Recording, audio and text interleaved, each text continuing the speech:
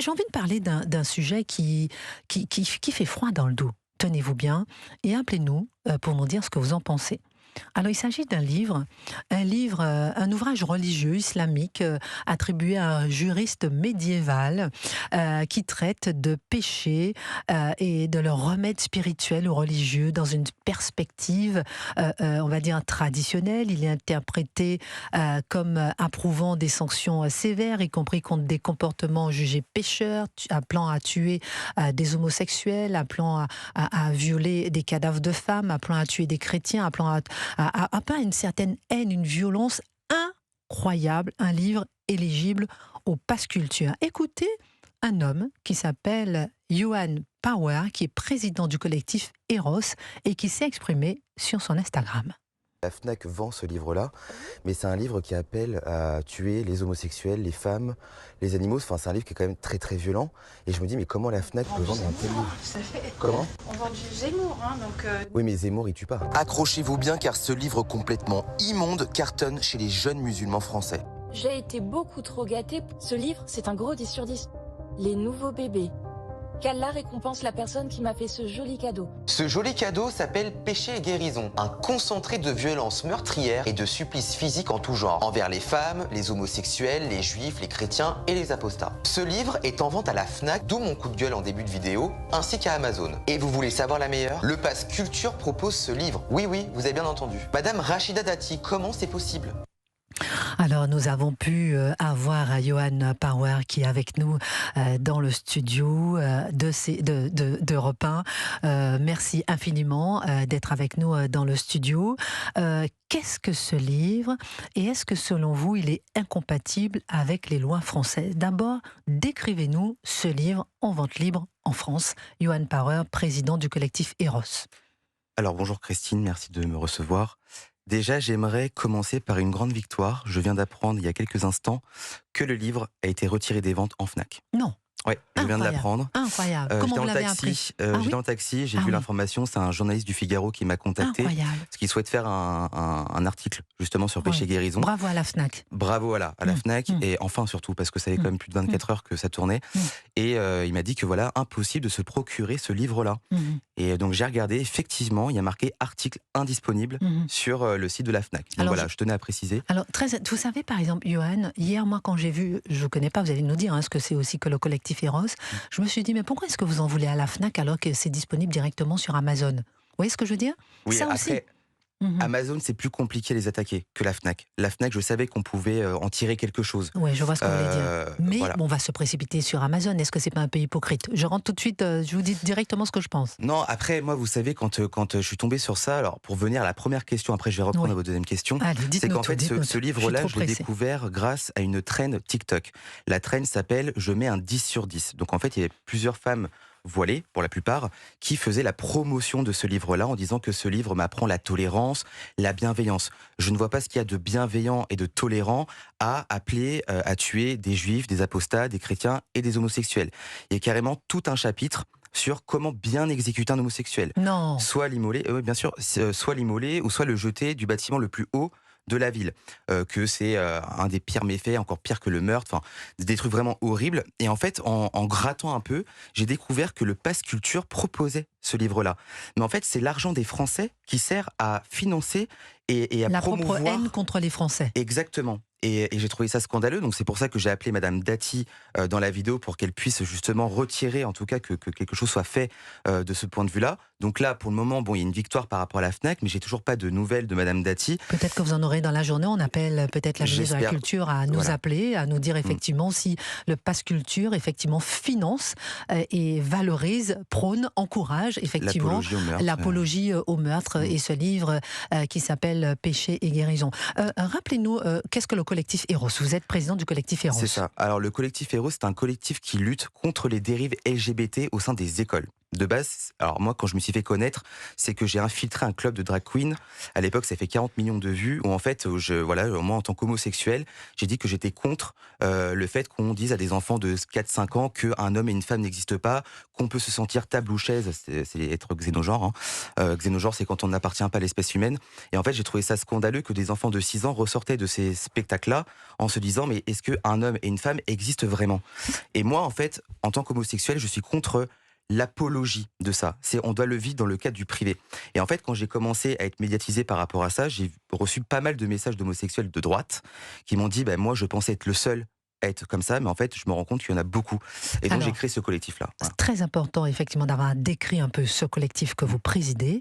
Et on va effectivement feuilleter un peu cet appel direct en France à tuer des homosexuels, des juifs, des chrétiens. On marque une pause, on revient. Et vient de nous apprendre que la FNAC a retiré de la vente ce livre polémique, Péché et guérison, qui appelle ouvertement à tuer des homosexuels, qui appelle ouvertement à violer des cadavres de femmes, qui appelle ouvertement à tuer des juifs et des chrétiens. Écoutez un extrait de la vidéo qu'on a retrouvée sur les réseaux sociaux de Johan Power, qui est en studio avec nous. Écoutez, il cite des extraits du livre, écoutez-le. Page 226. L'exécution de l'homosexuel est impérative et elle sera pour lui un bénéfice dans l'au-delà. Page 225. L'homosexualité compte parmi les plus grands méfaits car cela est pire que le meurtre. L'exécution de l'homosexuel passif est meilleure pour lui que le fait qu'il soit sodomisé. Page 227. Il propose 2 méthodes efficaces pour exécuter un homosexuel. Le brûler vif ou le jeter la tête la première du bâtiment le plus haut de la ville, puis le lapider. Page 232. Il y a carrément tout un poème d'amour et de paix décrivant le sort réservé aux homosexuels en enfer.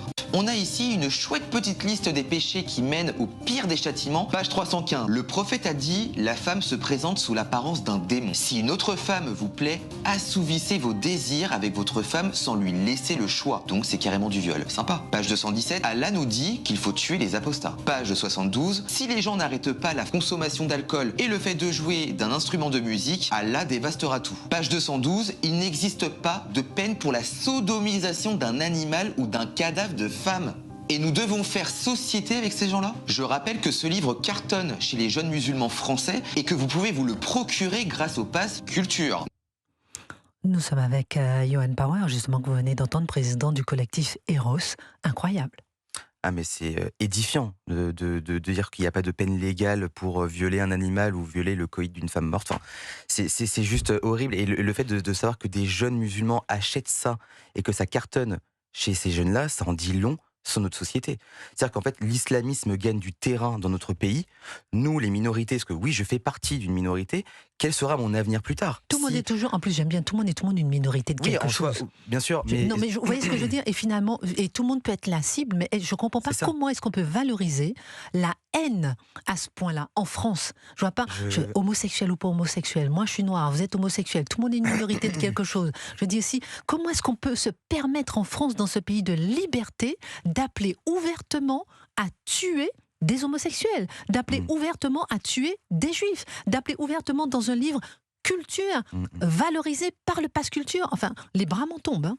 Oui, parce qu'en plus, il y a beaucoup de gauchistes qui me disent que oui, mais c'est pareil dans la Bible, c'est pareil dans plein de livres ou la Torah, mais sauf qu'on n'appelle pas à tuer les homosexuels. On peut être contre, dire que voilà, c'est péché, de ce que je peux entendre, mais de là à dire il faut tuer et employer des techniques en disant c'est bien de l'immoler ou c'est bien de le jeter du haut d'un immeuble. Du haut d'un immeuble, là c'est très choquant. Et là pour le coup, oui, je suis contre. Et de savoir que des jeunes boivent ces paroles-là, moi j'ai peur que dans le temps on l'applique pour de vrai. En France, qui est un pays libre, moi je veux être libre dans mon propre pays. J'ai pas envie de vivre dans 10 ans sous la menace à me dire moi j'ai peur de sortir. Déjà même aujourd'hui, en 2025, il y a certains quartiers que j'évite, comme Gare du Nord au Châtelet. Il y a plein d'endroits où mais c'est comme pour les femmes. Je pense au Némésis d'ailleurs. Mais c'est pour ça que je dis qu'on est tous une minorité quelque part. En plus les femmes elles sont pas minoritaires. Mais même en tant que femme, on se cache, on a peur de tout. On a peur à une certaine heure, on va pas à Châtelet, évidemment, comme vous dites, on va plus en mini-jupe, on met plus de talons, on va plus dans les transports en commun, c'est incroyable. Et vous n'avez pas eu de retour du ministère de la Culture par rapport au pass culture? Alors j'ai juste le porte-parole de Rachida Dati qui m'a communiqué un long message hier en me disant que c'était pas de leur faute. C'était pas de leur faute. Que si le pass culture finançait ce livre-là, parce qu'en gros c'est les chaînes comme la FNAC qui font appel Non, je vous crois pas. Ah si, je vous non, assure. je vous crois pas. J'ai le tweet, vous pouvez même le retrouver facilement. Vraiment, il a dit que c'est pas de leur faute. Je laisse chercher le tweet. C'est pas le porte-parole du gouvernement de ministère dit que c'est pas de leur faute. Alors pendant que vous cherchez le tweet, il est pas responsable de l'usage de l'argent public. Je vous crois pas, Johan Power, c'est pas possible. On prend Guy en ligne et ensuite on prend Éric Tegner et Gabriel Cluzel. Guy, bonjour. Vous nous appelez d'où précisément, Guy? Je vous appelle de Périgueux en Dordogne. Alors dites-nous tout. Je vous écoute très régulièrement, j'adore vos émissions, je n'écoute que Europe 1. Merci mon cher. Je vous remercie pour tout. Je vous remercie pour tout et on se sent moins seul avec vous, très franchement. Non, c'est adorable. Particulièrement depuis le 7 octobre, croyez-moi, j'ai une grande émotion à vous entendre et à vous parler, à vous, particulièrement Christine Kelly et tous les autres qui sont presque un environnement familier au moins et presque familial. Voilà. Mon cher Guy, vous savez quoi? Je vous enlace, je vous embrasse, je vous serre fort dans mes bras. Vraiment. Voilà. C'est très gentil, mais je tenais à vous le dire et à vous l'exprimer. Et je sais que je ne suis pas seul à penser ce que je pense et à dire ce que je dis. Merci mon cher. Je voulais juste réagir. Ce livre-là. Réagir à ce que j'ai entendu sur la Fnac. J'aime bien aller à la Fnac. Je ne fais pas partie des gens qui boycottent qui que ce soit ou quoi que ce soit. C'est complètement fou. Mais je voulais juste réagir à votre bravo à la Fnac.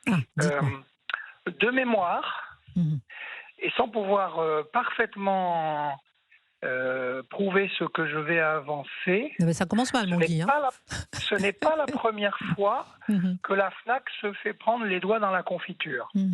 Alors, mon Guy, vous savez ce que j'ai envie de vous dire, c'est que oui, quand j'ai dit bravo à la Fnac, c'est pas que je veux pas en fait accuser la Fnac, mais parce qu'elle a retiré le livre là très rapidement. Oui. Et moi, vous savez ce qui m'embête là ce matin, Guy, c'est cette hypocrisie générale, parce qu'on l'a retiré à la Fnac, ok, d'accord, mais en 2 clics, on l'a sur Amazon, clac clac, tu l'as chez toi. Vous voyez ce que je veux dire? Donc moi, je comprends pas, mon cher Guy, dites-moi ce que vous en pensez, qu'on est dans un pays, Guy, où on vous supprime une chaîne télé qui n'appelle à tuer personne. Oui. On vous supprime, on vous condamne parce que vous dites, par exemple, que certains mineurs isolés sont des violeurs. On vous condamne parce que vous incitez à la haine dès que vous dites un mot, mais lorsqu'il y a un livre clairement, noir sur blanc, qui appelle au meurtre des homosexuels, au meurtre qui incite à la haine, il est disponible. Moi, c'est ce que je ne comprends pas, mon Guy. Mais parce qu'ils ont la trouille.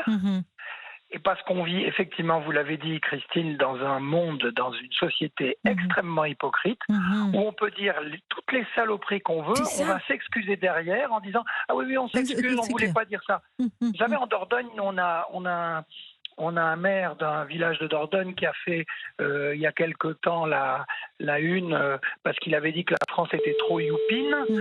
Oui, tout à fait. Eh bien, il s'est excusé et ça a été classé sans suite. Alors la Fnac fait pareil. La Fnac, elle met n'importe quoi sur ses rayons parce qu'il faut faire vendre, il faut montrer que, etc.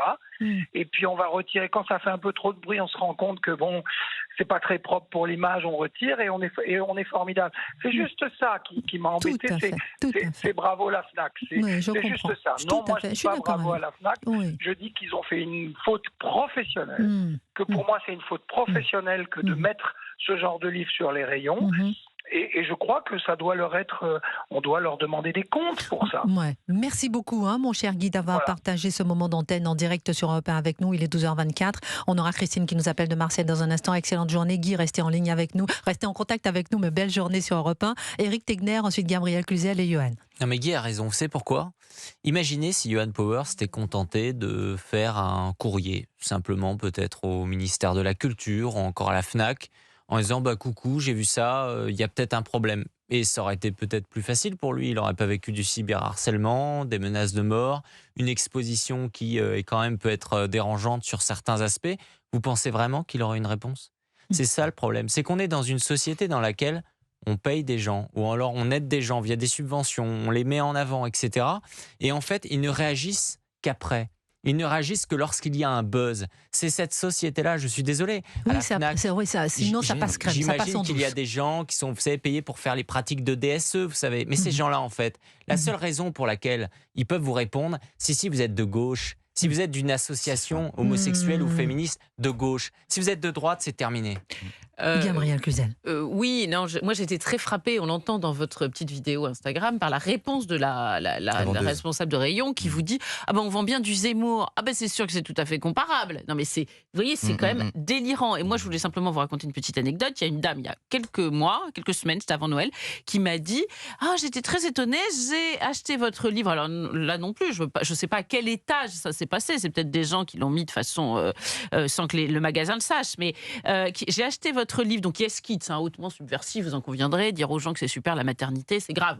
Bon. Bref, il y avait c'était à la Fnac de la Défense, m'a-t-elle dit, il y avait un petit marque-page avec marqué avertissement, ce livre est un livre publié par Fayard, tout un petit discours sur Bolloré, l'extrême droite, etc. Et ça fait partie, j'ai cherché, de l'opération marque-page contre Bolloré, lancée par des militants d'ultra-gauche. Alors c'est bizarre, ces bouquins-là, ça les dérange pas. On marque une pause, on revient tout de suite avec Christine qui nous appelle de Marseille, avec effectivement Johan Power, président du collectif Eros. Je ne comprends pas qu'en France, on puisse inciter ouvertement à la haine et au meurtre. Oui, merci de nous rejoindre sur Europe 1. Il est 12h32 en direct sur Europe 1. Nous sommes en train de parler de ce livre incroyable qui s'appelle Péché et guérison. Nous avons appris en direct sur Europe 1 par Johan Power, qui est président de collectif Eros, que ce livre qui appelle à tuer des homosexuels, que ce livre qui appelle à violer des femmes, ce livre qui appelle à violer des cadavres de femmes, ce livre qui appelle à jeter des homosexuels des immeubles, ce livre qui appelle à tuer des juifs, ce livre qui appelle à tuer des chrétiens ouvertement, qui était disponible à la Fnac, n'est plus disponible à la Fnac, et on vient d'apprendre à l'instant, tenez-vous bien, en direct sur Europe 1, qu'Amazon ne vend plus non plus ce livre. Réaction, Johan Power. Eh bien, je suis très content d'apprendre de cette nouvelle-là. Ça montre que ma vidéo, en tout cas, a vraiment fait bouger les choses. Merci d'exister, sinon ça serait passé crème. Oui, c'est vrai. Et là où je voulais revenir aussi, c'est que la Fnac, en fait, là où j'en veux, en fait, à la Fnac, parce que, avec tout le respect que je vous dois, moi, j'en veux à la Fnac parce que ce livre, en fait, il est là depuis 2018. Non. Si. Depuis 2018, elle est à la Fnac. Donc, la Fnac, en fait, est quand même complice de ça. Parce Alors, justement, j'ai Christine qui nous appelle de Marseille. Ouais. Allô, Christine ? C'est exactement la question que j'avais envie de poser. Oui, bonjour ma jolie Christine. C'est le club des Christine. Oui, c'est le club des Christine. Bonjour ma jolie Christine. Vous avez des questions à poser. Dites-nous tout justement sur ce livre. Oui, alors c'est un livre médiéval, vous aviez dit au départ ? Oui. Oui, alors quand est-ce qu'il est paru ? Alors, dites-nous, Johan. Alors, en France, l'édition en tout cas que je mets dans ma vidéo, c'est depuis 2018. Ah, alors on est allé exhumer, si j'ose dire, un livre médiéval pour faire l'apologie de tout un tas de crimes. Et moi, ce qui m'étonne quand même... C'est un livre attribué à un juriste médiéval. Il est sorti... Juriste médiéval, voilà. D'accord. Oui, dites-nous. Vous savez, du temps des chrétiens qui faisaient des exactions, tuer des enfants, des hommes, des femmes. Je veux dire, nous, on n'irait pas défendre ce genre de choses aujourd'hui. Moi, ce qui m'étonne, c'est que des femmes, des jeunes femmes aujourd'hui, puissent transposer ce qui a été écrit à l'époque médiévale et en faire l'apologie aujourd'hui. Mais elles ont un QI de poisson rouge, ces femmes, je me pose la question, parce qu'elles sont en train de discréditer totalement la nature de leur personne. Elles vont vers quoi ? Elles veulent être violées ? Moi, je me pose des questions quand même. Mais qu'est-ce que c'est, ces personnes-là qui osent faire l'apologie de ce genre de livre ? Merci beaucoup, Christine, pour votre appel de Marseille. Merci infiniment. Je trouve que c'est du grand n'importe quoi. Du grand n'importe quoi. Moi, je trouve même, ma chère Christine, que c'est vraiment un grand danger pour notre démocratie, pour la France, pour les Français, pour les femmes, pour notre liberté, effectivement, ma chère Christine. On a encore un appel. Ma belle Christine, on n'a pas beaucoup de temps, donc si on prend un autre appel, ma belle Christine, je vous fais de gros bisous, parce que vous êtes Christine. Merci, restez sur Europe 1. Noëlla, vous nous appelez de Paris, et vous dites que vous êtes vous aussi atterrée par rapport à ce livre. Oui, bonjour, je m'appelle Noélia et j'appelle de Paris, j'ai 34 ans. Et c'est vrai que moi, en écoutant la radio, je suis vraiment atterrée de la publication de ce livre, parce qu'en fait, moi, je lis beaucoup, énormément. pour vraiment me distraire, voilà, parce que la société actuelle est très compliquée. Et c'est vrai que je suis atterrée d'entendre ces propos. Pour moi, c'est des propos discriminatoires. Et ça incite, entre autres, les jeunes à vouloir tuer. Et ce qui est horrible, en fait, dans notre société d'aujourd'hui. Enfin, moi, je suis révoltée. Et je trouve ça inadmissible que ce livre a pu sortir et a pu être dans les mains de personnes. Rééditer, être dans les mains, effectivement. Oui. Oui, c'est ça. C'est assez choquant. Ça me choque. Non, mais c'est vrai, Noélia. Merci beaucoup pour votre appel. On donne la parole à Gabriel Cluzel. Et comme pour rebondir à ce que nous disait Noélia, merci encore pour votre appel, Noélia. Bonne journée. Vous allez nous dire ce que vous avez dit à propos du pass culture, ce que vous a dit le porte-parole de Rachida Dati. Dites-nous tout de suite. Non, je voulais simplement répondre à Christine qui disait oui, le christianisme autrefois aussi, ou des chrétiens ont commis des exactions. C'est vrai qu'il y a des chrétiens qui ont été loin d'être irréprochables, mais jamais l'Évangile n'apprenait ce genre de choses. Ceux qui ont commis des exactions l'ont fait malgré l'Évangile, pas sous la contrainte de l'Évangile ou sous les recommandations de l'Évangile. Je vous rappelle que dans l'Évangile, c'est on tend l'autre joue et le Christ dit de la femme... Tu ne tueras pas ton prochain, aime ton prochain comme toi-même, c'est aider l'autre, de la prostituée, que le premier qui n'a pas péché lui jette la première pierre. Donc j'aime pas beaucoup quand on dit, par exemple, oui, ça nous renvoie à notre Moyen-Âge. Non, même notre Moyen-Âge, là aussi, et dernier point, sur la femme, je vous renvoie à l'excellent livre de Loris Chevalier qui s'appelle La femme au temps du Moyen-Âge, qui est sorti il n'y a pas très longtemps. Il explique que la femme du Moyen-Âge, c'était pas la femme en Afghanistan, par exemple. Je veux pas qu'on fasse des parallèles qui n'ont pas lieu d'être, si je puis me permettre. Merci, Gabrielle Cluzel, gardienne du temple. Elle est là, elle est avec nous en direction Europe 1. Alors, Johan, on a beaucoup d'autres sujets, donc je vais vous donner un dernier mot. Merci beaucoup, Noélia, encore pour votre appel. Un dernier mot sur ce sujet avant de parler de l'accusation de racisme de la part de Nagui.